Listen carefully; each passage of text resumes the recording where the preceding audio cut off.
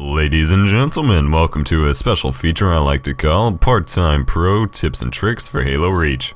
We got three main sections we're going to cover, and that's your aiming and movement, your beatdowns and assassinations, and your grenade usage.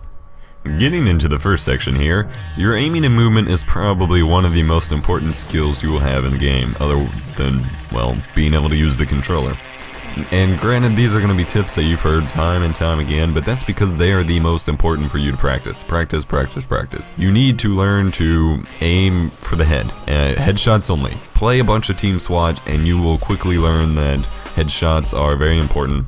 And then when you go back to regular matchmaking, regular games, you'll be able to pick up headshots more. Also learn to strafe your sporadic movements side to side when you're in a DMR battle with someone. That'll give you a great advantage once you get a little bit better at it, and better let you hit those shots on those people who are strafing against you.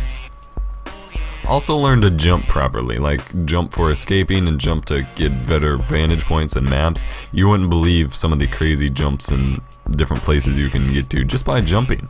So I suggest using the bumper jumper button layout. I've used that since Halo 3 and it's really useful. It puts jumpers on your bumpers and it's extremely useful. It also helps you with your melees and stuff, which brings me to my next section, fist fighting for days. Really, beatdowns are a specialty of mine. I don't necessarily expect everyone else to use them a whole lot, but I've always been very melee oriented in Halo, and so I have quite a lot of beatdown medals. And beatdowns are extremely useful because they can help you get a kill quicker than just spamming the trigger when someone gets up close, or they can help save your life in certain situations because there's going to be other people that get you really low on health and start spamming the trigger, and if you get that beatdown in really quick, you get the kill and survive with just barely any health.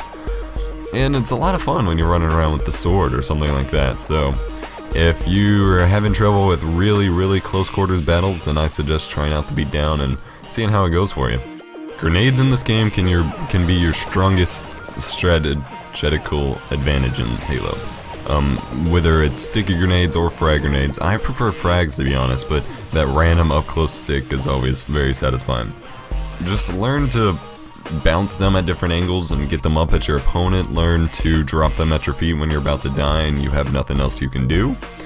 And really, they're good, if nothing else, for just having your team throw a bunch in your enemy's face and then rush in and DMR them, because a lot of teams do that, and while it's really frustrating to face, it's a lot of fun to do to someone else. Like, you never want to be grenade spammed, but when you have your team grenade spamming the other team, and then you rush in there feeling like a badass, it makes the game a lot more interesting. But yeah, learn to use your grenades.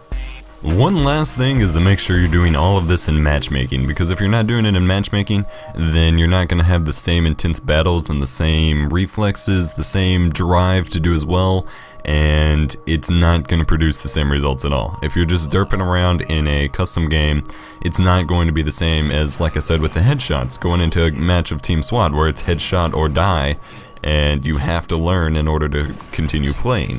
And so make sure you're doing these tips in matchmaking. Otherwise, thank you for watching, guys. I hope you enjoyed this video. Again, aiming and movement, beatdowns, and grenades are the things you need to be practicing. Have a nice day, and play Halo.